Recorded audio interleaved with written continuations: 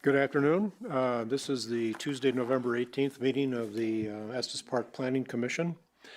We'll start our meeting out with brief introductions. Commissioner Cooper. Commissioner Arterburn. Commissioner Paulson. Commissioner Mulhern. Dan Kramer, Town Attorney. Thank Steve Correcchia, Community Development Director. Paul Hornbeck, Planner. you. First item on our agenda is the approval of the agenda.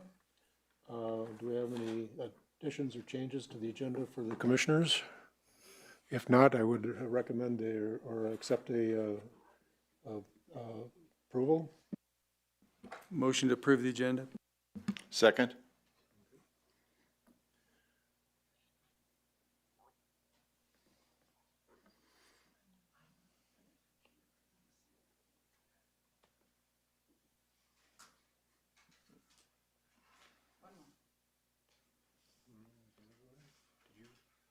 Oh, I'm sorry.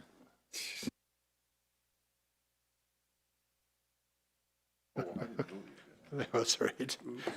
Whoops. All right, the agenda approved as written.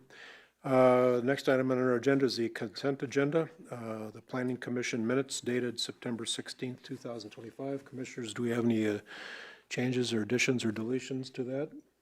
And if not, I would entertain a motion of approval. Move to approve the minutes or the consent agenda. A second.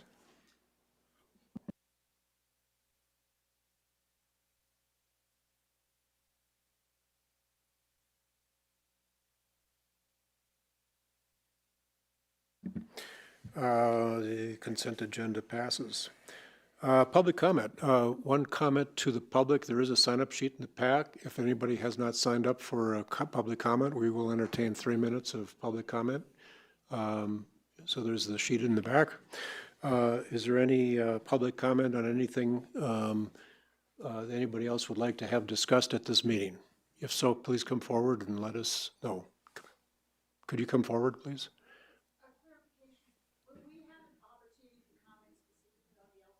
Yes, absolutely, yes.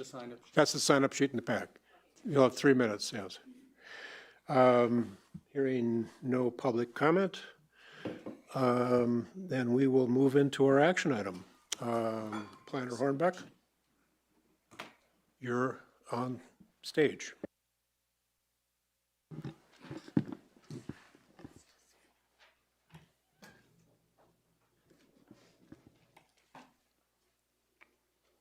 Good afternoon, Chair Cooper, Planning Commissioners. Start with a little background on the annexation process and your role in it. Annexation is governed by the Municipal Annexation Act, codified in the Colorado state statutes.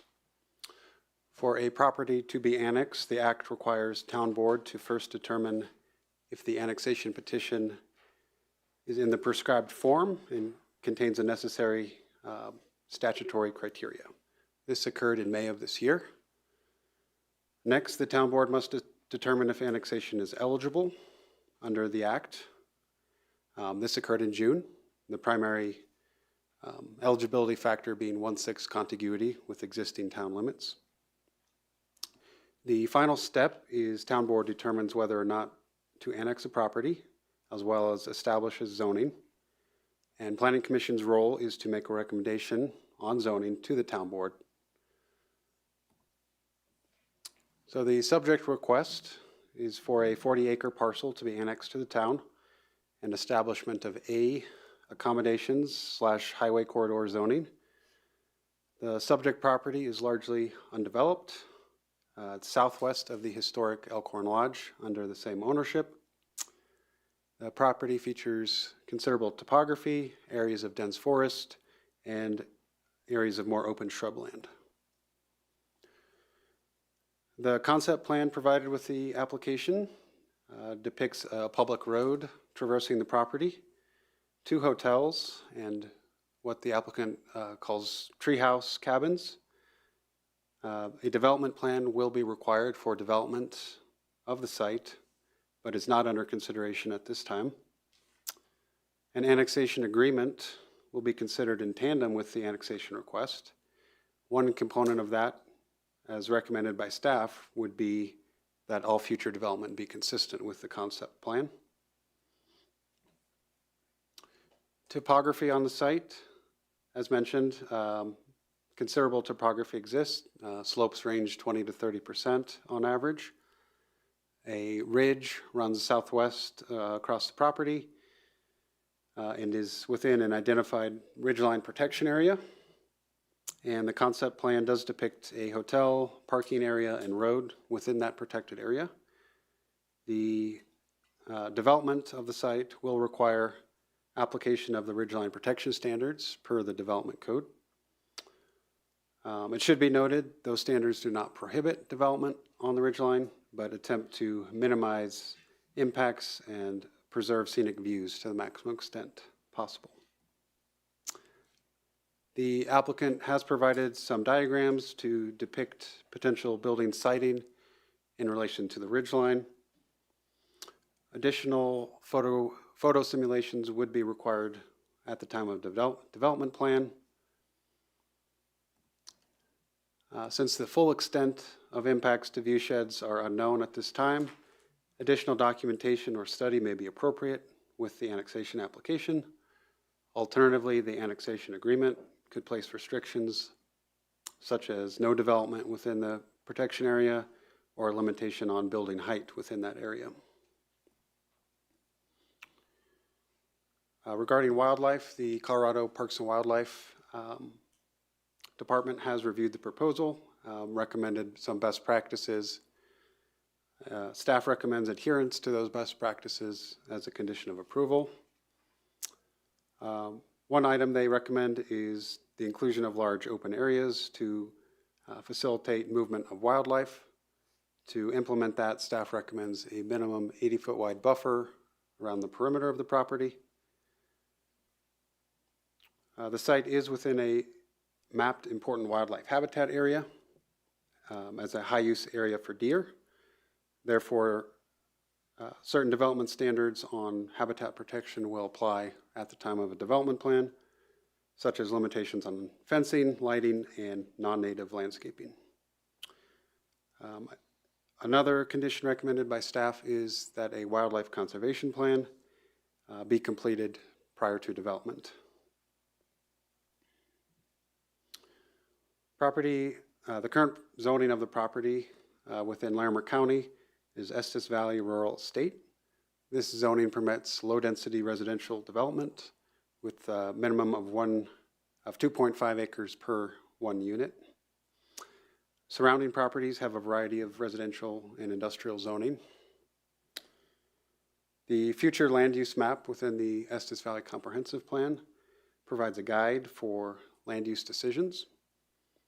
The map designates this property as low-density accommodations, which it states is intended for uses such as rustic lodges, resorts, and cabins developed in rural areas at lower density and intensity than urban hotel or motel-style lodging. The zoning, which most closely corresponds with the low-density accommodation land use, is the A1 Accommodations Low-Intensity District. This district allows small hotels and resort lodges and cabins, up to 20 guest rooms. The applicant has requested the A Accommodations Highway Corridor zoning, which allows relatively higher density accommodations. Staff has calculated a possible range of development densities under different scenarios. Under the A1 zoning, approximately 88 accommodations units could be built. The A zoning would permit approximately 530 units. The applicant proposes a maximum of 290 near the midpoint of those two scenarios, and staff recommends a condition of approval that the 290 be a cap that runs with the land. Utilities and services, all providers have reviewed the proposal and not expressed no major concerns. The site does have an existing 12-inch water main. The Water Division has indicated this is adequate to serve the proposed development. Electric, power and communications identified no major concerns with serving the property. There are 8-inch sewer mains on either side of the property, and the subject development splits the two sewer districts in town. So further discussion is needed with them to determine which district would serve the property, but they do have ability and capacity to do so. The fire district indicated an ability to serve the property with a request or requirement for 2 points of access. Similarly, the police department has indicated ability to serve the property and supports access between Elkhorn and Moraine. So do you want us to ask questions as you go, or you want to wait till the end? Generally, I prefer at the end, but if there's something.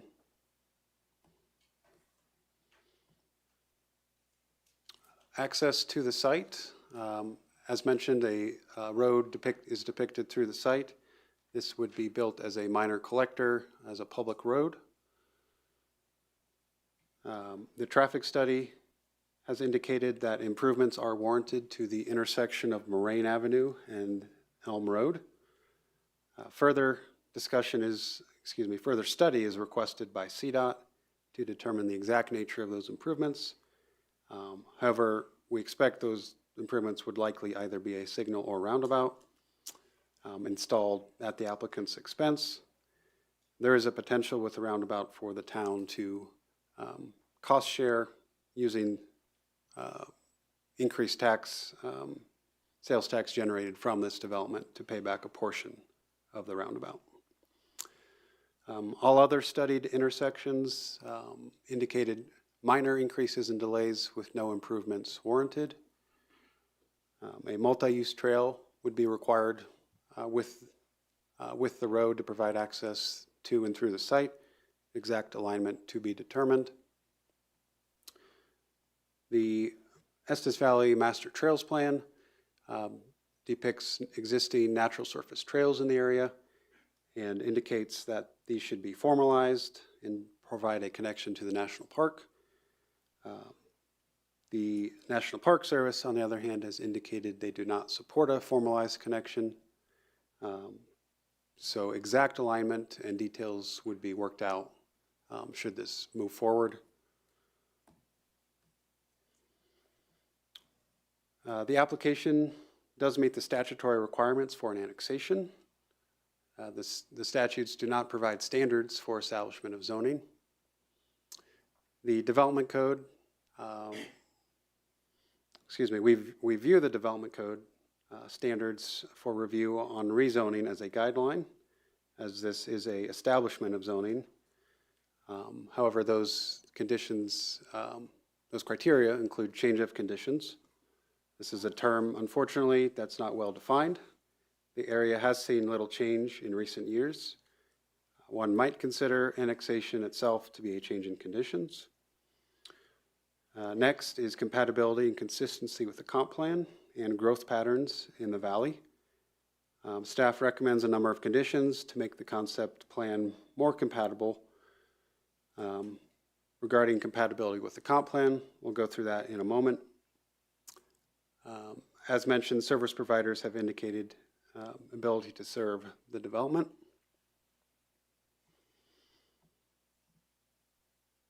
Onto the comp plan criteria or different topic areas. Natural environment.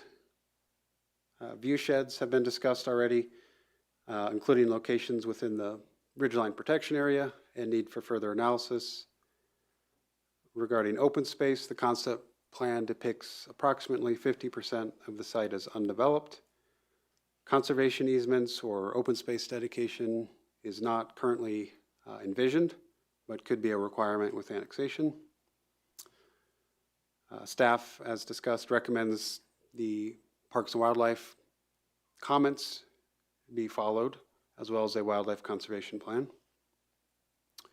A wildfire mitigation plan will be required prior to development. On built environment, existing utility infrastructure does exist. Transportation improvements will be required, as discussed. To help maintain harmony with the setting, staff recommends conditions of approval such as the 80-foot setback buffer, further wildlife study, and adherence to dark sky best practices. On economy, the development would obviously help accommodate visitors and generate new jobs, although additional lodging does not necessarily contribute to a diverse economy, as mentioned, and tends to provide lower wage jobs. Additional lodging may compete with existing lodging in town, but would support other tourist-serving businesses. The proposed transportation improvements would provide benefit to the community. On housing, additional jobs could further stress the local housing market. Staff recommends a minimum of 10 employee housing units be provided. The 6E tax funds, 6E tax proceeds would help fund workforce and attainable housing throughout the valley that this project would contribute to. On transportation, the development would facilitate the road connection between Moraine and Elkhorn, which is identified in the multimodal transportation plan adopted earlier this year, as well as a paved multi-use trail. The applicant would also be required to complete improvements to Elm and Moraine to improve access and safety.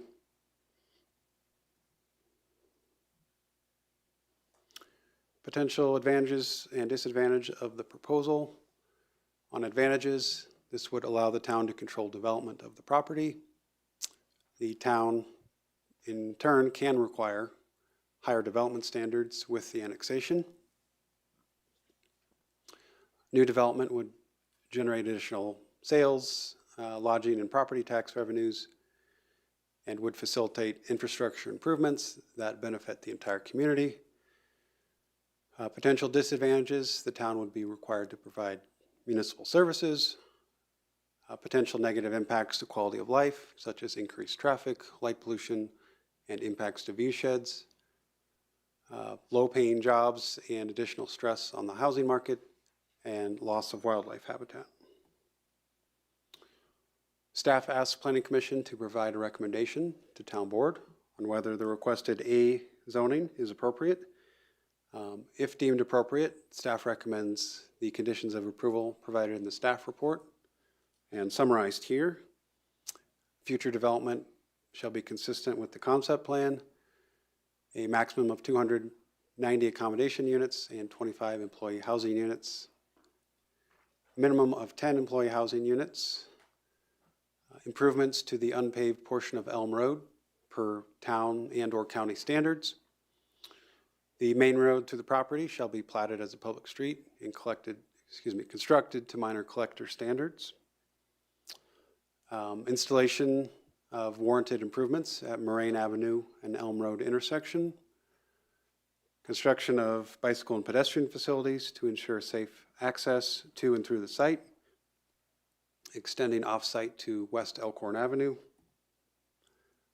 Trail improvements and easements in accordance with the Master Trails Plan. Adherence to the CPW recommendations. Provision of a wildlife conservation plan. Provision of the 80-foot setback buffer wildlife corridor movement area. Lighting shall follow dark sky best practices, and building architecture shall be consistent with the Historic Lodge and Elkhorn Suites. The proposed development would generate additional sales, lodging, and property tax. It's anticipated, as with any new development, the cost of extending and improving infrastructure would be borne by the developer. Ongoing maintenance would become the liability of the town, as would the provision of other town services. Public interest in this annexation is high. We have received extensive public comment. I've attempted to summarize some common themes. Regarding inconsistencies with the comprehensive plan, there's been comments that The proposal is not consistent with the designation as a low-density accommodations in the future land use map. Concerns on protection of views and dark skies. Comments also focus on other environmental impacts, such as impacts to wildlife, habitat, deforestation, stormwater, and wildfire risk. Some community impacts, things such as light and noise, traffic, and community character, as well as the potential for trespassing.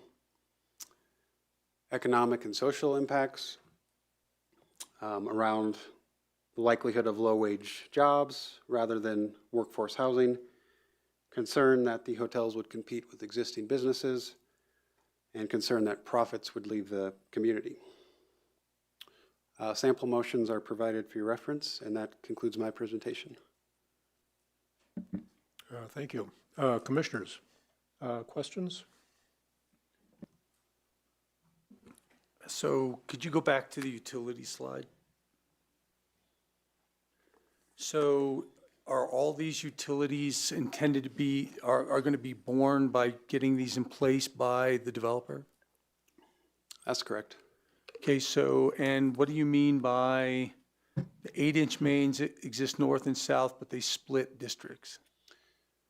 Yeah, there are two sewer districts in town, and the property essentially is right on the dividing line, and the applicant has indicated desire to be served by, and the applicant can speak to this, but a desire to be served by the sewer district to the south of the property, I believe, rather than the north. It might have it backwards. It's more of a discussion between the two districts and an amendment to their service agreements. Okay. Can you go to the site access slide? So is the road that they're building in here intended to be a paved road? Yes. And will they also make improvements to Elm Road? That's a dirt road currently? Yes, that's recommended as a condition of approval, that unpaved section be improved. So that whole Elm Road section through there would be turned to paved? Correct, from where it turns to dirt up to this property would be improved as a paved road. Okay, those grades are pretty steep. It doesn't, you don't get that impression from this development thing, but on the topographic map, you can see how steep that area is. Is that a consideration for the road? Yes, it's absolutely a steep grade there now, and improvements may be challenging. Yeah. Or dramatically more significant than are being depicted? Okay.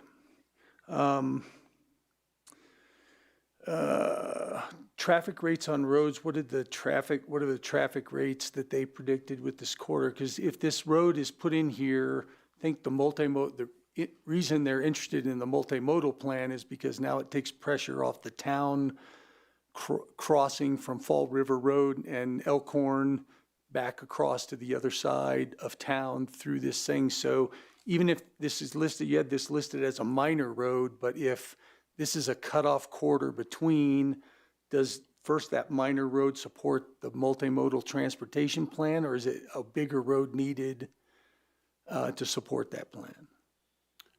Yeah, what's proposed is consistent with the multimodal transportation plan in terms of that plan shows a general connection through the area. It doesn't show But because specifics. it's a public road, you won't be able to control any of the traffic that finds out that that's a crossover between, and not have to go through all the traffic lights in town, that this could potentially become a pretty significant thoroughfare through that property, correct?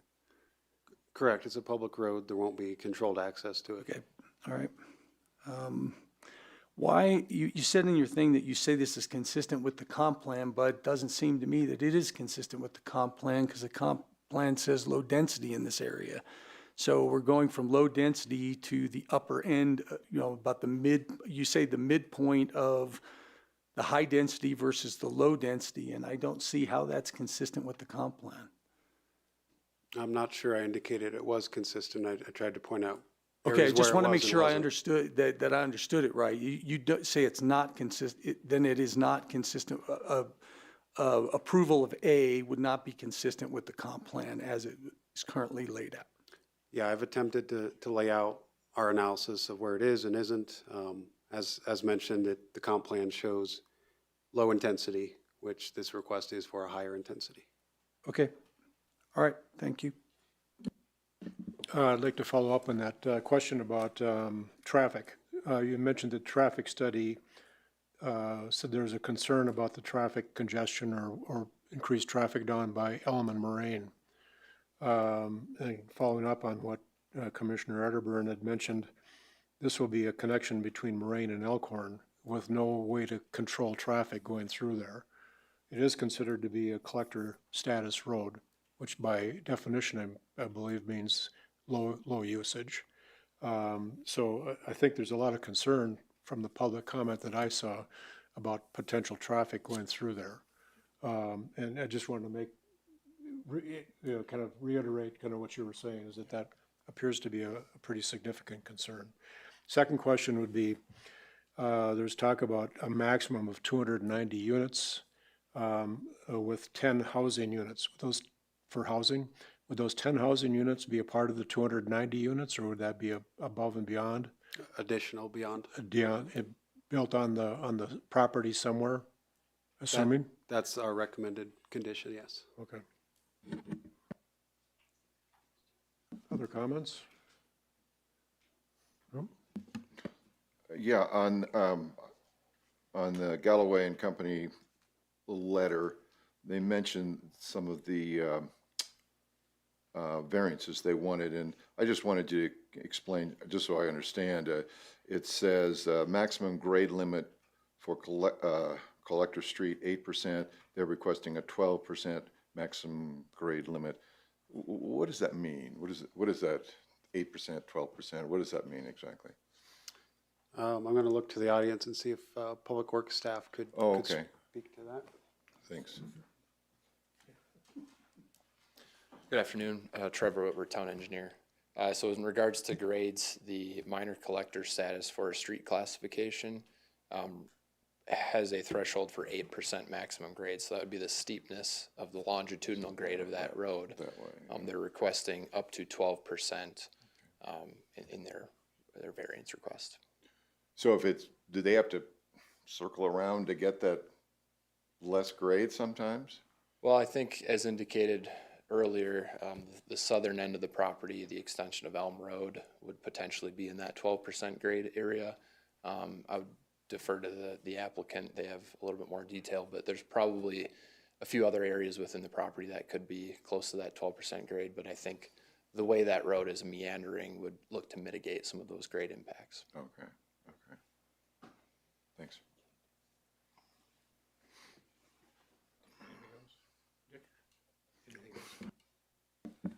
Any other questions or comments? Yeah, Planner Hornbeck, I have just a question. The letter dated March 11th of 25 from Colorado Parks and Wildlife, it kind of sums up with a recommendation to meet the developer and discuss the plan on this project. Do you know if that meeting happened, and is this the outcome of that meeting? I don't know if that meeting occurred, no. Okay. So just one comment out of the CPW report, because we didn't get this till we got here, but if you follow the recommendations in that plan, they can only build for 5 months. So that means that this could be an extended construction timeframe if they can only build for 5 months following the CPW recommendation. Would those time limits and those months that they specify in here be part of your proposal as part of your recommendation, that they follow those guidelines? Yes, we recommend all of their recommendations. I would point out, I believe there's some softening language in there where feasible is, I believe, included with that language.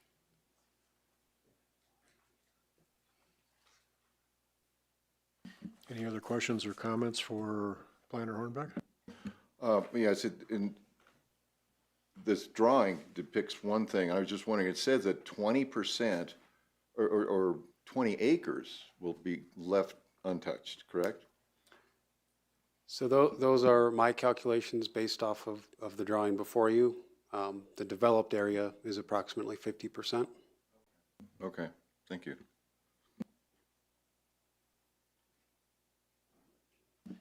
Okay, thank you, Planner Cornbeck.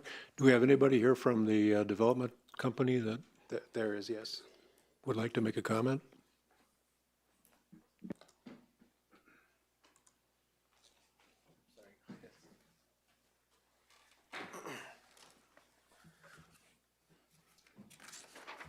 Hello, Commissioners. John Romero with Galloway. Thank you for having us here today. I'm going to try not to repeat too much of what Paul already said, touch on some of your questions, and then we'll hopefully be able to answer some more afterwards. So thank you for your time today. Again, John Romero with Galloway on behalf of East Avenue. Justin Maybe is one of the owner reps that is here today, and he'll take these next couple slides. As you understand, I'll go ahead and pass this to Justin. He'll give a little bit about the history and some of their requirements moving forward and things they're looking for, and then I'll step in with kind of the next steps. Perfect. Thank you for your time and thank you for coming. As you're aware, we've been working on this project for 4 or 5 years, and when we originally got into it, you know, we didn't even think that we'd be able to preserve as much as we have as far as the history of Estes Park and the Elkhorn Lodge. And we've fallen in love with the town and the history, and we have tried to do as much as we can to preserve that. What we envision as far as how this all works together, there's been some questions as far as when will the first phase be done, why is second phase now, et cetera. First phase, the goal is to revamp and do the vertical construction that summer, or start in March and April. This year we ran into some financing issues with the government shutdown, and you know, we are using a USDA loan and other issues. But we did do some construction this year and decided to not start going totally vertical till we could do it all during the summer. So it began too late in the year. So we'll start next spring and hope to be open by 2027 on the first phase. I think our goal overall is we envision a family coming here with the grandparents, kids, and grandkids, where the first time they come, they walk into the historic lodge and the grandparents remember where they came here on their honeymoon or when they were first married, and they walk through it and they start telling stories. We want to make it look and feel like it did in the past. And then the kids remember it, the grandkids remember it, and then the kids come back with their kids and they stay at the Elkhorn Lodge, which is a little bit more modern amenities and bigger rooms, and they continue to enjoy Estes Park and the national park by itself. And then when the grandkids gets married, they come up and they stay in one of these tree houses up on the second phase, or maybe they stay in one of the hotels. There was a question about why a dense hotel versus, you know, more spread out. Really, that came down to more environmental remediation. It was easier for us to consolidate to a few areas of less environmental impact and wildlife impact than to build everywhere, because it is steep and the roads are costly. The roads are environmentally not friendly, you know, when you're dealing with slope. So what we tried to do is minimize road and minimize impact. So that's why we did consolidate to 2 nodes there. And part of the reason we did the tree houses was the same reason, to have a better environmental impact and less wildlife impact in those areas, and to provide something unique.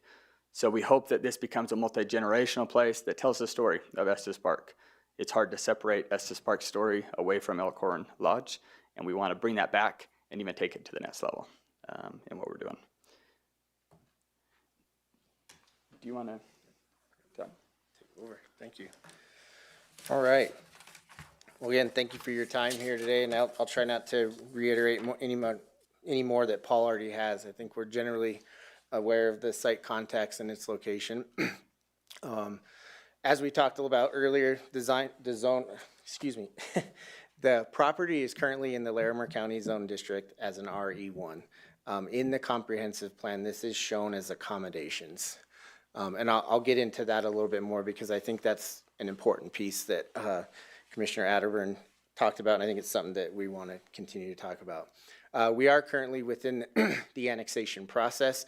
We've got the initial approval to move forward, and now in the piece of the establishment of zoning. Within the annexation process, there's kind of 4 key areas that, Paul had talked about. There's the contiguity piece, the community interest piece, which is very important moving forward, and we'll talk more about that, and how we've been involved. As you can see here, there's been multiple opportunities for the public to be engaged. And the other thing that I think to kind of mention is just the developer's interest in engaging with the community, the town, and understanding how to move this forward. Early on, we've met with the fire department, understood kind of what their concerns were, had the neighborhood meetings, talked about, these different opportunities here within the site and what are the challenges, right? Like, how do we mitigate those as best as possible? Because we're not always going to be able to make everybody's concerns happen, right? We have to find an equal balance and find a way that lets this development move forward in a pragmatic way. So understanding what the community's concerns were, understanding what the town's concerns were from a comprehensive plan aspect, from a master plan aspect, both with trails, roadways, and all those different things. And those are some items that we'll get into here. But I think what you'll see as we move forward, as Justin talked about, there's been a genuine interest in how do we keep the community engaged. Again, we're not going to check all the boxes, but let's do what we can to try to check as many as we can. Moving forward, the next piece is, is this an urbanizing area? Again, as part of the annexation, this was one of the qualifiers, and it was deemed to be, acceptable here in regards to the fact that we're within 1 mile of the downtown. The annexation plan is a part of the 20-year growth plan of Estes Park, and that is in the comprehensive plan. Integration capability, probably the biggest thing that we want to discuss today, right? When we talk about establishment of zoning, integration, not only from a service perspective, but also from a zoning perspective, is key to moving forward. So again, as we move forward, we'll talk a little bit about that. But I think in these next few slides, specifically with the A1 zoning, the comp plan. The comp plan is interesting. If you look at the comp plan, in this area, it just calls it accommodations. And within the comp plan, it further describes low-intensity accommodations as a category and accommodations in other categories in the mixed use. But on the plan itself, it does call it accommodations. We understand there's room for interpretation, right? So how do we look at that? An A high-intensity accommodation allows for about 1,800 square feet per accommodation unit, which is about 968 units. So using that from the zoning code, and applying that to this site, that would be approximately 24.2 DUs per acre. The low intensity on the other side of this. The low intensity allows for this use to have 10,890 square feet of accommodation units, which equates to about 160 units or 4 DUs per acre. With this proposal, we are looking at the high intensity only because the low doesn't get that. But in comparison of those two, when you look at that for this equates to about 6,000 square feet per accommodation unit or 290 units. Or what I like to look at, and I think is a lot more helpful, 7 DUs per acre. So looking at that in comparison from the high to the low, we're only 3 DUs per acre over the low. Within the high, we're actually 17 DUs lower than what the high would allow. So that's something to consider. Slopes are something to consider, and that's also something to look for as we go through this. Integration capability, again, views. I think what you'll see here is the concept plan is not technically required in this process. The town has asked that we do that. The developer has said, hey, let's talk about it. That way we can talk about how do you integrate it, because it's not a typical site. It's a high impact site. There's a lot of visibility. There's a lot of topography. So looking at that from the public road, for instance, understanding how do we get access? I think what you'll find, and probably in this, and as you hear more from the public too, a lot of the public do not want this to be a public road. We had asked very early on from the town, how do we navigate that? Because the town is requiring that it be a public road. And so we said, okay, so how do we work through both concerns to do that? Actually, early on, from the meetings with the neighbors, we heard that they didn't want it as a public road, and so our early drawings did not have it as a public road, and we had it sealed off to not even go onto Elm Road. And so we were fine with having that be emergency access only on Elm Road, and still are. But we couldn't progress in the process without the town's okay making that through street. And we get that that's part of the master plan, but just that was one thing we did here, we were in alignment with, but we weren't able to continue it. Yeah. And again, I think we're open to discussions. That's the point, right? How do we mitigate this in a way that makes sense for the neighborhood, mitigates impact, but then also serves the need of the town? Because there is an issue with access, there's an issue with infrastructure. How do we do that, right? So I think what you'll find throughout is the developer, East Avenue, is interested in finding a path forward. But through this review, it has been asked that we make this public, and so we've continued down that path to kind of look at a fair way to do that. And part of that, again, is how do we deal with slopes, right? To meet the slopes, as engineering had mentioned, that's not necessarily possible. So asking fire was the first step. It's fire. Can you deal with increased slopes? They said yes. Here's what we think we need, and having this access would be great. Within this, go So ahead. just to come in on one of your other comments as far as the 8 versus the 12, that came from what would be a safe road, still from a fire access and everything. And so the 12% was actually from the town feedback of where we came to that number. It just wasn't haphazard.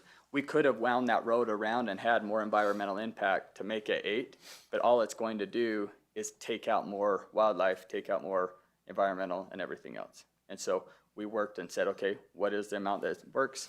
And then we moved the road as enough to hit all the slopes that were functioning for all fire safety. Thank you. View corridors. You can kind of see in some of these graphics, these view corridors are definitely something that are an issue. Wildlife habitat, how we deal with that. These views are taken approximately 100 feet from ground level. And so there's, you know, the protection area that is the 80 feet around the edge that'll be a part of that.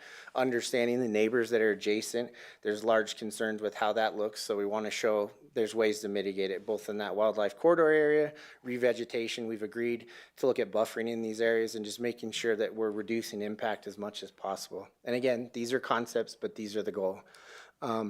This is from the south. I think this is one that is interesting. There's quite a bit of grade on this site. When you get on that south property, there's quite a bit of grade there. A lot of that, those view corridors would be protected. And most of what you see there is not even on our property. That is all the industrial buildings that are there to the south of us. So all that commercial that's south of us, they've cut into that mountain a ton and created a big wall on that south side of the property. Looking from the west, they're very active and concerned neighbors about access from this piece, rightfully so. But there are opportunities here within that to protect those view corridors. The access has been moved. That was one of those negotiating points is, do we connect directly into Elm or do we look at a different alternate connection? So that was in there. And just to clarify, the Elm Road improvements down to 36 need to be negotiated with CDOT. There are some differing opinions on what those are. But again, the developer is open to what those are. There will be turn lane improvements that happen at 36. And then with this, the paved portion, I think that's a part of those negotiations too, and understanding what that is. But the developer in every essence wants to work through those, wants to understand what we need to do and find the right path forward. So what we're here for today, criteria for approval, right? You know this already. There's 3 main criteria. What this is, the amendment is necessary to address change of conditions in the effect area. We do feel like this is in alignment with the comp plan and specifically the 20-year growth plan for this area for annexation. It is within, as I mentioned, a mile of the downtown area, and then there is adjacency to commercial areas that support the goal of growth for compatible land use transitions. Oh, it doesn't want to go. Excuse me. There we go. Thanks. Number 2, and probably the most important is it compatible with the policies of the comprehensive plan? Paul kind of hit on a lot of these. The conceptual plans that we have provided show alignment just in regard to density, access, general roadway standards, trails and wildlife protection. And with that, with the natural environment, maintain ridgeline protection zones. I think that's been a big discussion that we talked about here today, and how do we do that, and what are the ways we can do that.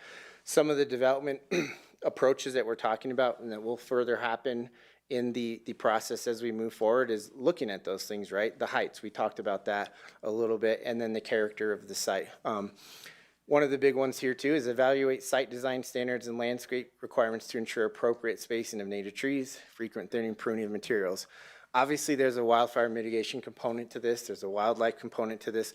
But the approaches, as Justin had mentioned, within their proposal, and especially as we move forward into the next steps of the development, are specifically aimed at that. The tree houses, we have some examples if you'd like to see those that show. Those are intended to limit the impact to the environment, work within the environment, and really, again, preserve the character of the site so that you feel that you're a part of it. Built environment, Paul had touched on some of these too. Continue to enforce grading requirements and limitations on steep slope and ridgeline development that maintain natural slopes and view sheds. Again, another item that is kind of key to this development and key to the piece, how they move forward. Economy, Paul has talked a little bit about that, about what we're doing. Workforce housing, I think as you heard, the group is open to providing units on site, and I think they even have options off site, which Justin can talk about too. So we bought the old Roadway Inn, or the old Rocky Mountain Hotel as well. And so we currently have employee housing there that we're renting out, letting other people and other businesses in town rent. And then as this project comes online, more and more of that hotel will actually go employee housing. What we found in other similar jurisdictions, specifically in Moab, that providing on-site, in the building or next to the building employee housing actually was a negative from an employee morale and employee experience standpoint. And so we'll provide transportation between our employee housing that, is currently the Expedition Lodge and the facility. And, the town did ask and we acquiesced and agreed to at least have 10 on site, but we fully recognize that more is needed. And we have 150 rooms at the Elkhorn Lodge right now. And so when that property became available, we saw it as a unique way to be able to take care of us in the short term and long term for both phases of this project. All right, thank you. And I think the other thing in economy to consider here too is the jobs from construction, right? We talked a little bit about the phasing. There is a phased approach to this that we'll have to look at. I don't think that the intent has never been to develop the entire site, look at what we're calling Hotel 1 on the south, look at Hotel 2 on the north, and work through that phasing. Because again, that's an impact that needs to be mitigated and think about as they move forward. Transportation, the multimodal, we talked a little bit about that. That's been one of those ongoing discussions with the city or the town and saying, how do we move this forward, right? There's a trails master plan, there's a road master plan. There is some conflicting things there, but what's the best way to move this forward? Having people on that steep road was a concern. Can we detach, match the trail master plan and create a different paved path to where even the town had asked, hey, would you pave it? And we said, yes, we're open to paving it. Let's look at that. Let's figure out how we can do that. Look at slopes, create a path through, not disconnect that trail, but maybe it's a different alignment. Maybe there's different ways we can do that. Even to the point of the trail on the north side, which I'll show you here in a little bit, that has some concerns. There's very steep grades there. And as you saw, again, National Parks was sitting there saying, we don't want that connection. Their concern is that people will go through the university site to get to the park section. But again, it's on the Trails Master Plan. How do we find an intermediate solution that when and if that conversation can be broached, do we have access that we could provide on site and, through trail easements or other things? And again, those are all alternatives that we're looking at as a group. And then the ability to serve. As you saw from Paul's report, we have gotten all the preliminary reports from everybody saying there is ability to serve this. The biggest discussion obviously was fire access, road grades, all those things, and really understanding how we can mitigate that and look forward. And some of the things we have looked at too is through this zoning, and we've talked a little bit about it, and I think it's something to consider here is, do we consider a PUD overlay? That's something that again can further control what's the design direction. We've agreed to some conditions early on with Paul, as he'd mentioned. And I think, again, that's something to kind of show the developer's ability and desire to kind of make this work, right? 13 conditions, that's a lot of conditions. A lot of them are in regards to density. A lot of them are in regards to the roadways, which we talked about here today, wildlife protection, wildfire mitigation. So trying to check all those boxes, I think you'll see throughout this, again, this is it's a great site, but I think there's a real interest here from the developer and the team to make this work in a way that makes sense for Estes, because it does feel like it needs to be a part of Estes. So Can I say go, please. one other thing in closing, because we've been asked this repeatedly for the last year and including it today even before the meeting, was, well, what happens, will you take the zoning and the annexation separately and look at them separately? Or what happens if you don't get those? So I'll say what we've said last December, and we continue to say, we have not been talking to the county about anything, and we won't until we do not get our zoning and annexation approved. So we won't do one or the other. So it's either annexation and zoning at the same time, or neither. We're trying to do our best efforts to try to make something work within the town. I know there's a lot of interest in the town still having a say in the process, and we've honored our part of saying, for the last year, we've not talked to the county about this, and won't until we hit a dead end, and then we'll talk with the county where we our current jurisdiction. So I know that that's been a common question for us, but our hope is to continue to have this under the jurisdiction of the town. Questions? Thank you for your time. Questions, commissioners? You said, I'm curious about what you call a treehouse. Did you say you had a slide of what one possibly would look like? Yep. So they are up in stilts? They're still. Okay. Yes, sir. Yep. This would allow for, like we said, the two main goals: less environmental impact, less wildlife impact.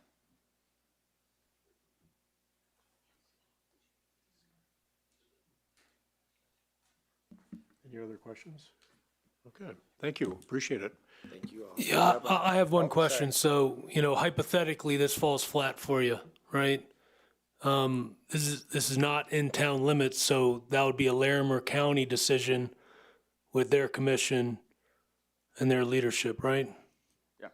Okay, thank you. Okay, let's open it up for public comment. We have several people signed up on the list. Commissioner Arterburn will call your name.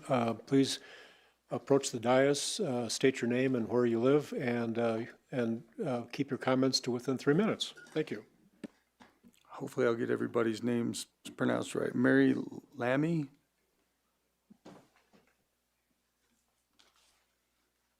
Good afternoon. Mary Lammy, 336 Rock Ridge Road. The developer is asking for the kind of urban density that up to now has not been the norm in Estes Park. The resulting traffic, light pollution, and environmental degradation would be compounded because of its location on Deer Ridge. The tree houses have been mentioned a number of times. The last slide showed little trails in front of the tree houses. People are going to drive on a road to the tree house and unload their stuff. They're not going to walk a trail to take, so there will be more ribbons of roads to each tree house. So, as a neighbor to the east, and my family's owned their property more than 20 years, I ask you to deny the application for rezoning. Thank you very much. Thank you. Bill Brown? Could I ask Paul to bring up one of the slides? Access slide.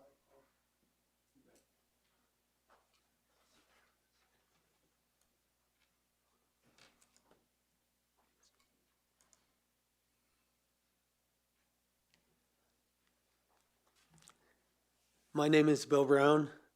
I reside at 340 Elm Road. Elm Road is my access to my house.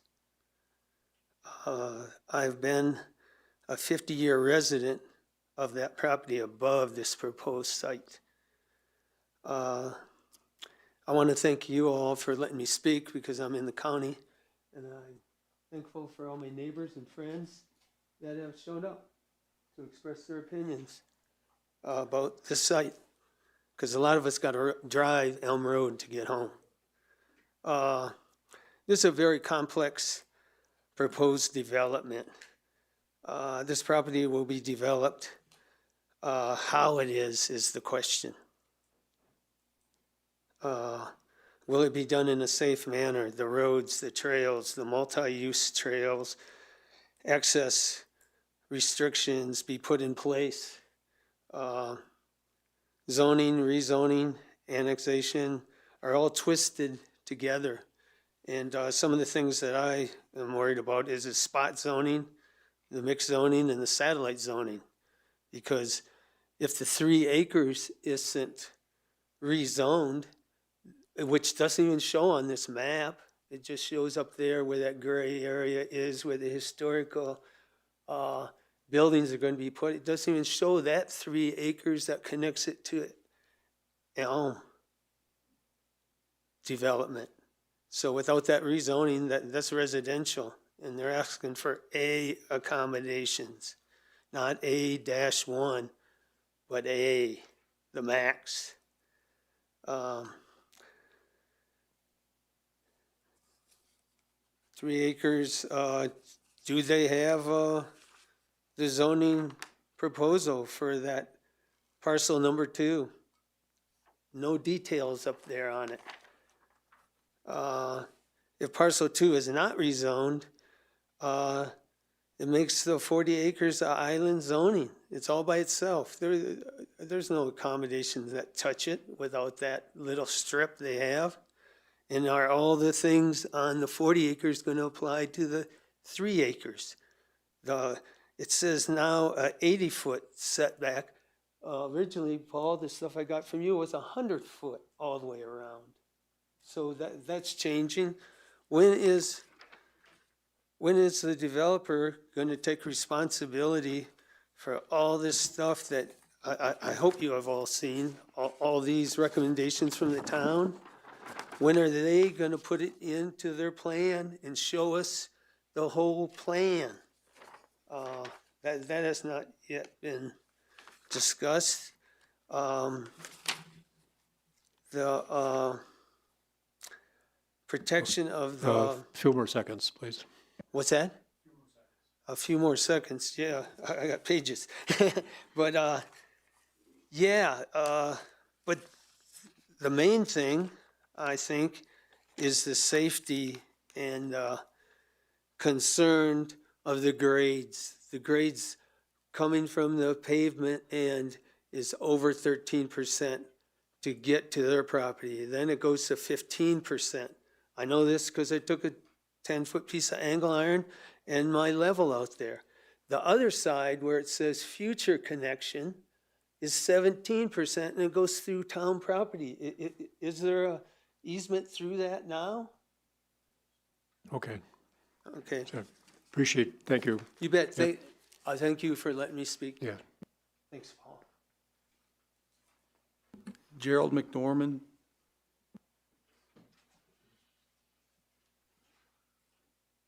Thank you. Gerald McDormand, 511 Rangeview Court.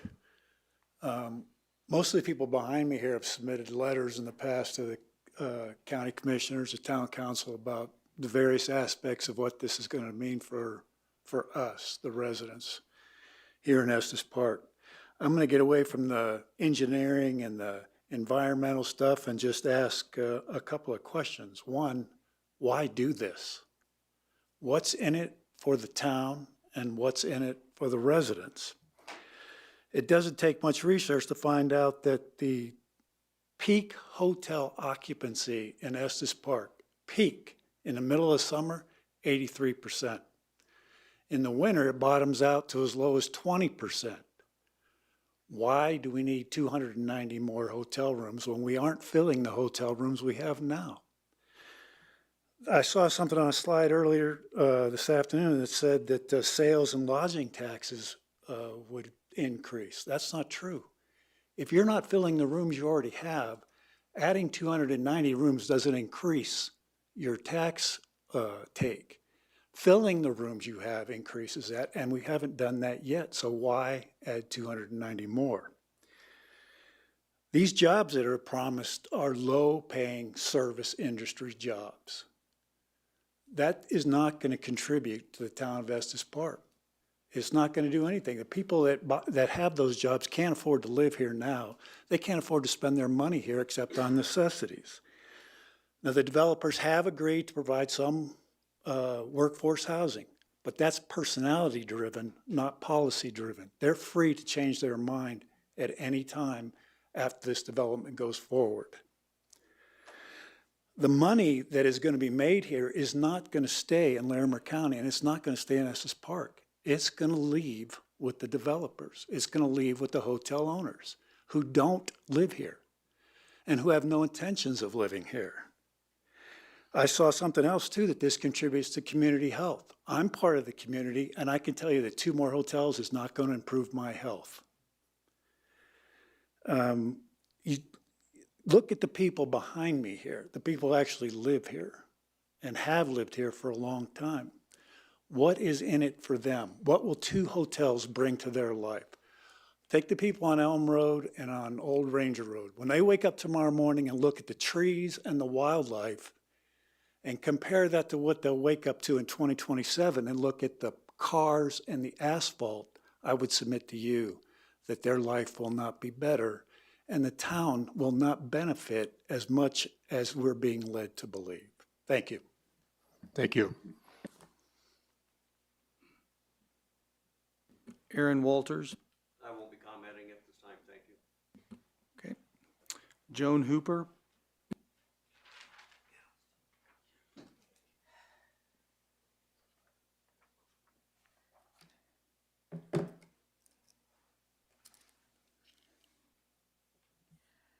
Thank you for this opportunity to speak. I want to talk about what is the appropriate zoning for this 40 acres for the upper 40. And so zoning is there to ensure compatible land use, to protect the residential neighborhoods from disruptive activities, and to guide growth to meet the community priorities. So a little bit on each of those. The upper 40, what we're talking about here, it's wild and it feels remote, it's steep, it's densely wooded, heavily used by wildlife. It's a transition zone between Rocky Mountain National Park and Old Man Mountain on the one side and the town on the other. And it's surrounded on 3 sides by residential neighborhoods with rural character, including hundreds of acres of conservation easements to the east. And based on that character and the character of the surrounding neighborhoods, the appropriate zoning would be low-density residential like its existing zoning, or possibly low-density accommodations. The requested zoning for high-density accommodations, highway corridor, is supposed to apply to highway-oriented commercial areas in the Estes Valley. But this upper 40 is neither highway-oriented nor commercial, and so that requested zoning is inappropriate. What about community priorities? Our comprehensive plan describes community priorities for land use, and one of the guiding principles is balanced growth. And particularly relevant is the comprehensive plan goal to provide appropriate transition between varying intensity of uses. So using town rural estate zoning, which is equivalent to the existing zoning, would retain that appropriate transition between the wildlands to the west and the residential neighborhoods to the north and the east, and the commercial industrial area to the south. A second comprehensive plan guiding principle is housing opportunities for all, with goals to create housing that meets the needs of our workforce and our families. Converting 40 acres of residential to commercial use is contrary to our urgent need for housing. And finally, the comp plan future land use map suggests low-density accommodations. So in summary, the most appropriate zoning would be rural estate to retain the existing protections. Rezoning to low-density accommodations would not be entirely inappropriate, but the requested accommodations highway corridor zoning is wrong. It goes against the development code, the comprehensive plan, the desires of the neighbors, and the needs of the community. The only reason for approval is to facilitate a high-density, high-impact development that is of doubtful value to the community and would bring irreversible harm to many stakeholders. Please deny this request. Thank you. Thank you. Justin, maybe? I've already spoke. Okay.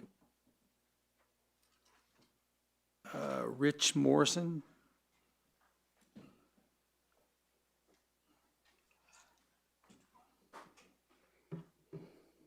Good afternoon, everybody. Thanks for hearing us out today. I share the longest border with Elkhorn Could you state your name and address? Oh, sorry about that. Richard Morrison, 433 Rock Ridge Road, and I have the longest fence line with Justin. The country needs developers. There's no doubt. Developers bring comfort to their citizens. They facilitate new businesses. They help realize people's dreams. They employ people, but they rarely know when to stop. You give them an inch, they take a mile. We need them, but we don't need them for this. I would ask you, what was your first reaction when you heard about this? Just go back to when you first heard about it. Did you want the annexation? Did you want the rezoning? Did you want the traffic? Did you want the 2 hotels? Did you want the 70 tree houses? Did you want the environmental pressure? Did you want the fire pressure? Then come the waivers and the workarounds. And I would say that's kind of a normalization to deviation. That's what I call it, is when you start thinking this is a good idea, you've gotten sucked in by the normalization to deviation. Ask yourself, how did we get here? You bring in a consultant when it gets really tough, because they have all the answers. They've done it everywhere. They've seen everything. You bring them in, you put them up here, smooze you guys, and tell you what a great deal it is. But it's not a great deal. I come from a place where you look for yellow lines and you look for red lines. Yellow lines are when you're kind of in a caution zone, like, ooh, should I really be here or should I not? And guess what's past the yellow line? It's called a red line. If you're between yellow and red, you should back up. And I think you're kind of past the yellow and approaching red, given what I heard earlier today. So I've got 1 more minute left. Justin mentioned that he did tell us at the December meeting that he didn't want this road, that he would lock the gate. And I hope he can figure out a way to do that. He also had the audacity to send his foreman to my house and ask if he could buy 3 more acres of my land, which is in a land preserve, so he could put another cabin in there. I mean, it's just crazy stuff. Where's the track record on phase 1? He sat there and he's built roads and yep, hold on a second. He's built roads and a lot of curbs, and he's put a lot of wire in the road, but there's nothing. So think about track record. Think about what I've said. Say no for this for the people and for the town. Thank you. Thank you. Helen Morrison. I go with him. It's 433 Rockridge Road. I go by Liz. So that red circle at the top is us. That is where the corner there. What I would like to ask is to invite all of you to come and see, walk that land, walk our land, and see what it's like. I have over 100 elk that make the rotation and come about every 7 to 10 days. It's an amazing piece of property, amazing. And it's not something we need to develop with a high density. So again, like the rest of us are asking you, please don't let this happen. And if anybody wants to take me up on it, you are welcome to come to 433 Rockridge Road anytime. Okay. Thank you. Vince Laurent. No comment this time. Jim Fisher Keller, do you want to speak? Okay.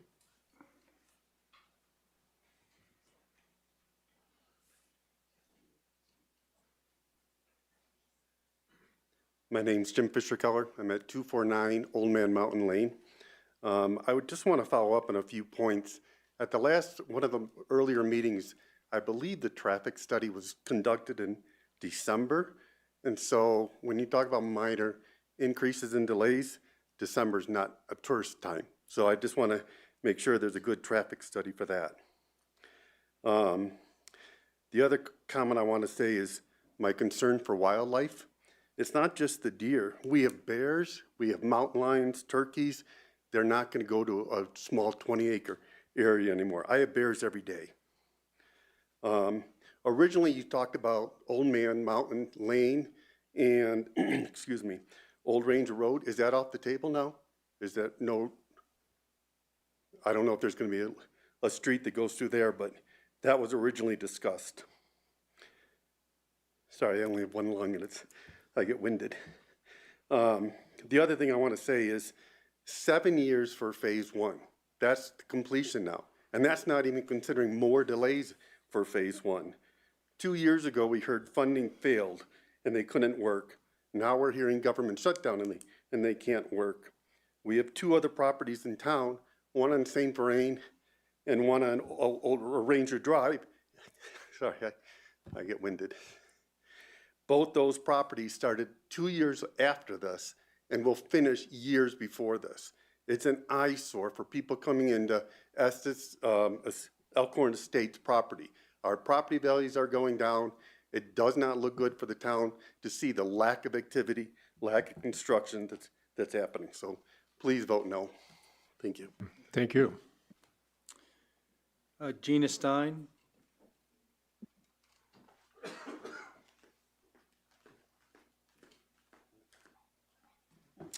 Hello, Gina Stein, 290 Elm Road, where the little red circle is at the bottom. I've actually been a renter for 2 years, but that property's been my sister's, Rebecca Glowacki, for 35 years. Over the time period, there has been proposals for teepees to have been built for accommodations. There was a snow lift coming up to do sledding and mountain biking. There was also a gentleman that did want to develop the land, 2.1 acre residential homes. But unfortunately, the city has long wanted a road from point A to point B, and that would be on the backs of that developer, and he could not afford to do it. I still see now that the city is asking for point A to point B. And yes, he asked us citizens, do you want this road? Of course we said, no, we don't want this road, but he did not hear us loud and clear. We didn't want the project whatsoever. It is rural housing around it, and then the open preserve corridor with the industrial below. To put accommodations here is not feasible, let alone this high density. Some concerns additional, if they do put the road in there, is it 25 miles per hour? Are people going to be running over children and elk that don't follow the roadway? So the grade is super high, yes. Coming down off of that road, right below it is Polar Gas. I spoke to them yesterday. They have 2 units there that are simply enclosed by a fence, a chain link fence. Snowy drifts, impatient people trying to go from point A to point B, sliding down that hill. I can only imagine if a car should hit that Polar Gas, explosions would take place and the town would be decimated. Let's talk about Elm Road and Moraine. A left lane turn. Yes, people try to turn left to go use the city facilities, the transfer district, recycling. You know what happens? Impatient people pull over on the right and pass them, pulling into Smoking Dave's or on the dirt road. It is not even wide enough now to have cars turn left. That is a big CDOT project. Oh, and about the roads. So if they do build the road, the city is going to give them money back? I thought we needed that money to replace the lost tax revenues from the housing authority that has taken over some of the hotels. Why would we be giving our money back to them? Thank you. Thank you.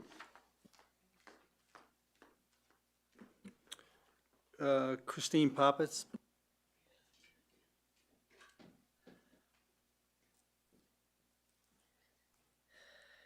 Is it on if it's Yes. Good afternoon, Christine Poppett, 650 Devon Drive. I wasn't planning to speak other than dittoing all of the opposition, the 145 pages online, as well as all of the people speaking today. However, I was concerned when I heard, and I'm sorry, I don't remember your name, the gentleman from Galloway speaking, the developer's consultant, suggesting a possible PUD versus a rezoning, not verbatim, but with the challenges of meeting the 13 conditions of approval that are already listed by staff. Annexations, rezonings, and PUDs are not property rights. They're requests of a property owner. 13 conditions to me as a builder developer is not a lot of conditions. Compare that to the cons of all the property owners. I'm in agreement this is not an asset to the town other than additional funds. We don't need additional accommodations. We can't even fill what we have, and families have been struggling for decades to try to fill their hotels. So I'm definitely in vehement opposition to this. Thank you for your time. Thank you. Peter. Okay. Wasn't going to even try the last name. Sorry.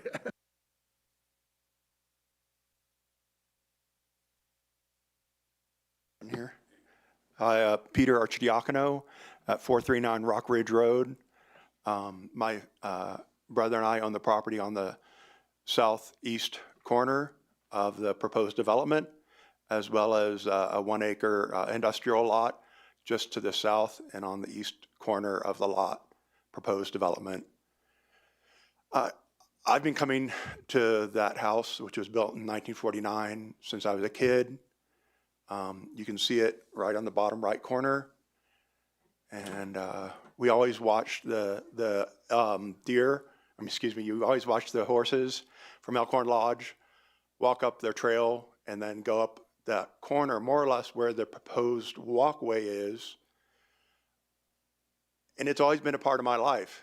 It was a part of my mother's life when she was a kid, coming to Elkhorn, riding horses up into the park.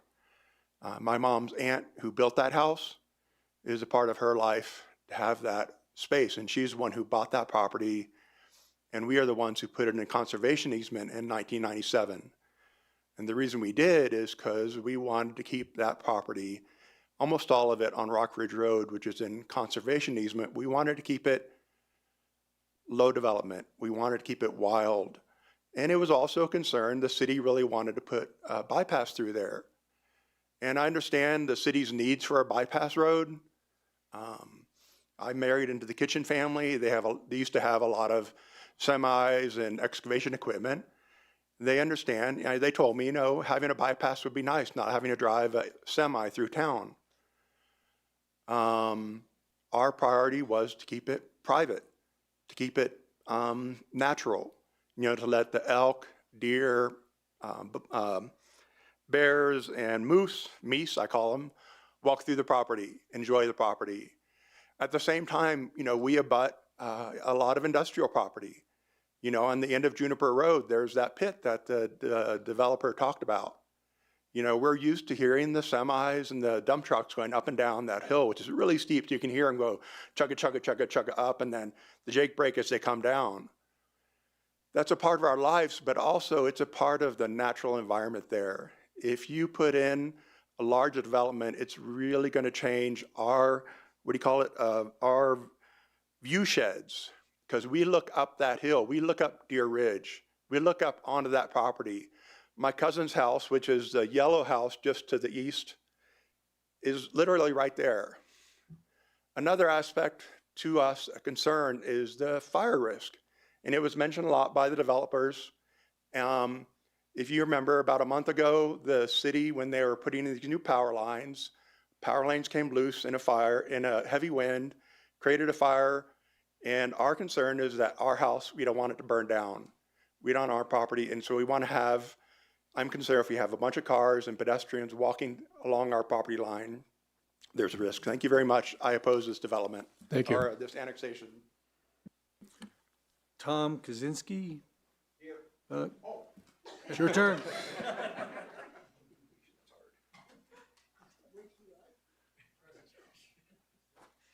Paul, can I see Tom Kaczynski, 610 Devon Drive, and I've got a change of conditions of my own. I'm moving to size 15 feet here pretty soon. Can I see the slide with the advantages and disadvantages? Okay, when I was looking at this, you know, take another look at the disadvantages versus the advantages. Even though there's only 4 bullet points, I guess, on each of them,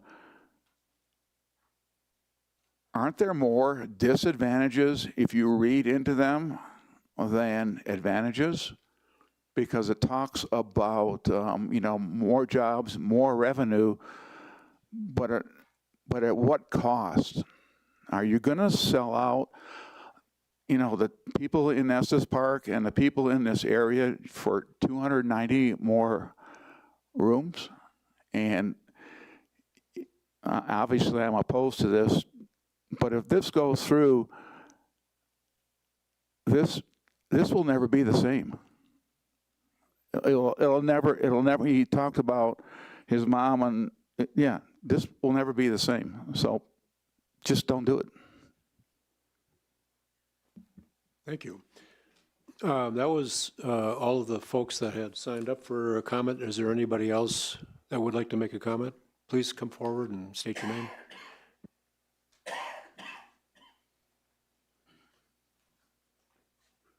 Hello, my name is Caitlin Reeves. I'm at 260 Elm Road. The only thing that stays the same is change. While change can be a tough pill to swallow, we live in a structured society where, in theory, change should be predictable. I purchased my property in 2017, 10 acres of minimally touched land in the rural Estes Valley. It's not lost on me that all of us have broken the rhythm of nature to live here. I too disrupted the land in order to coexist with it. I fully expected neighbors one day, homes for families to reduce the strain a tourist town endures, added workforce to support the efforts of higher and higher demands on our community and local businesses, a neighborhood where kids could play and grow roots deep into the Estes Valley. You have heard the pleas and justifications as to why this development is opposed. You have heard the valid points of others begging to keep our rural communities rural. I'm not asking this 40 acres never be developed. It was purchased with the right to do so. I'm simply stating you keep the change as predicted and adhere to the current zoning. Please honor the standard ridgeline protection, building parameters, and current zoning set in place to preserve the rural Estes Valley. Thank you. Any other public comment? Oh, one more.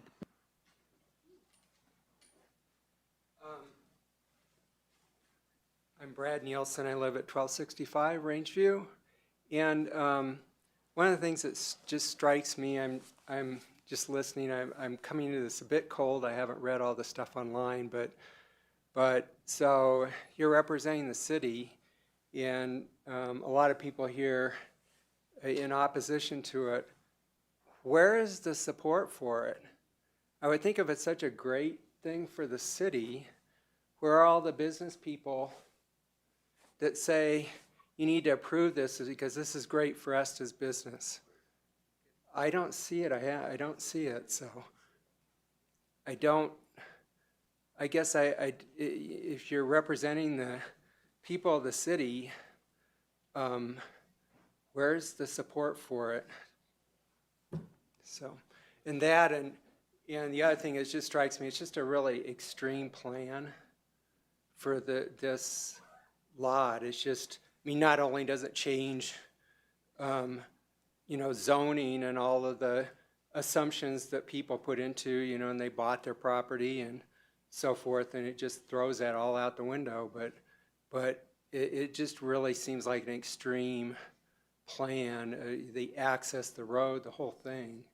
It's just really extreme. Thank you. Thank you. Anyone else? Okay, any final questions from commissioners? I guess I do. I have a couple here. There's a reference to Director Koresia or Planner Hornbeck about the 3 acres. I believe it was 3 acres that was proposed to have some of the existing cabins from the Elkhorn to be placed on. Is that an important connection between this 40-acre parcel and the current Elkhorn Phase 1 Lodge? And what would be the status of is there a plan in place to have the developer come forward to try to rezone that area? Chair Cooper, the application materials have indicated a desire of the applicant to rezone that property, to place some cabins there.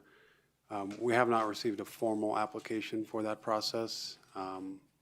So it's not necessarily, in my mind, tied to what's before you today. Is that currently owned by the developer right now? It is, yes. Okay. Second question is, all the properties on Rock Ridge Road, are they all in conservation easement to your knowledge? I'm not able to answer that. Quite a few of them are. Yeah, if you don't mind, yeah. Could you come up, approach? Not all of the properties on Rock Ridge Road are in conservation easement. The majority are, there's one lot. Okay. There's one lot that isn't, 9-acre lot. Okay. but the rest of them, I'm a founding board member of the Estes Valley Land Trust. And I brought all my neighbors in. Okay. 100 acres are in, 9 acres is out. Thank you, appreciate that. All right, any other questions, comments? Are we ready to consider a vote? I think the 2 suggested motions. I would entertain a motion and a second. Yeah, I move to the town board a recommendation not to approve the request for a accommodation zone district should the property be annexed. I'll second that. Okay, we have a motion and a second. Any further discussion? So let's just make clear, if you voting yes for this is voting to disapprove the application. The application for the zoning to A. Yes, because the motion's to disapprove it, so when you vote yes, you're voting to disapprove it. Just make sure we're clear, we missed that one. Say that again then. If you vote yes, you're voting to disapprove the A annexation. If you vote no, you're voting against disapproving it. I know, when you do this, so you vote yes, if you approve, say, we're gonna forward a plan to disapprove to the town board. You vote no if you want to approve the plan. Is that easier? It's a motion to recommend denial of the application. Correct. So you'd recommend to deny. That's correct. Send a thing to the trustees saying. So if you vote yes, you're agreeing with that proposition.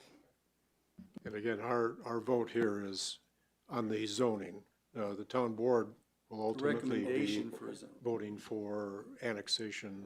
Correct. This is a recommendation on the establishment of zoning as A. Okay, are we all clear? So there's a motion and a second. Any further discussion? So a vote for yes would be to say no to the approval. But we have to agree with the motion to disapprove. Yeah, I would just state, from the town board, not the town board, Planner Hornbeck, from the good piece you did, the disadvantages really outweigh the advantages here. I do want to recommend balance to anyone that comes here. I think that going to one zone, then skipping over another zone is probably a bad thing. The wildlife piece really needs to be taken into a lot of consideration. We had a plan and a map of 1996 again. I'd like to reiterate to the town board to get a study done so we can really see the migration patterns. Because I have turkey in my neighborhood and I love them. And then the ridgeline protection area, the development proposal, puts a hotel right on the top of that. And I think that that's a big decision for the town board to make. And Maybe it's not the town board, maybe it's the county, but I just do think the disadvantages outweigh the advantages here. Well, I think that the developers have done a good job of saying exactly what they're going to do. And it seems like this is just saying to the town board, let's go to the next step, see if you approve it, because we don't really approve it or disapprove it. But I think that Planner Hornbeck has done a good job, and the developers have done a good job of kind of showing basically what they want. They didn't have to show the everything for this one. It was just, are we going to do this next step? And I guess the question I have too is 88 developments. Can you put 88 around this thing? Maybe 100 here and 100 here would be more environmentally sound. So that's just my thinking on this. Any other comments? So, yeah, I'd just like to add, so while I appreciate the developer presenting everything he did, I appreciate the honesty in what you presented, but it's not a balanced effort here with what's around it. And I think that the town needs to take a good look at this and say, if we're going to really develop this property properly, then we can't keep tying that road, the developer doing that road if we're going to get balanced zoning. It doesn't make sense economically to me. So that road going through there is a problem. If it's always going to be tied to the developer, because we're just going to get bigger developments because they're the only ones that can afford that road. I guess another thing that's on my mind is we're taking properties out of the rental pool with what the town has purchased for workforce housing. And that's right near where this was. And, so we're depleting some of we're a town that really is built on tourism. And if you go around the country and look at towns that are losing what their main thing is, the towns are shutting down. So it seems like we need to accommodate our tourists as best we can. And as we take stuff out, plus the school district doesn't get as much money when we don't have, when we took out the Estes Valley or Fall River Estates. And so that was just another thing that is on my mind as developers bring these things forward. It seems like they're giving us an opportunity to replenish what we're taking out of the market. Okay, one last comment from my perspective. Appreciate all the effort the planning department put in. It was a very comprehensive report. Appreciate the efforts from the developer and appreciate all the comments from the concerned citizen. I think we're ready to vote.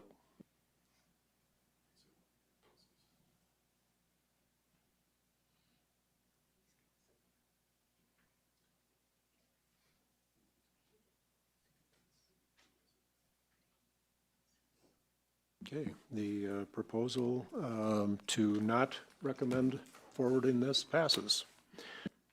Thank you again for all your comments. Okay, moving on to the next discussion items. We have a discussion item about development code update. I'm assuming Director Qurecia.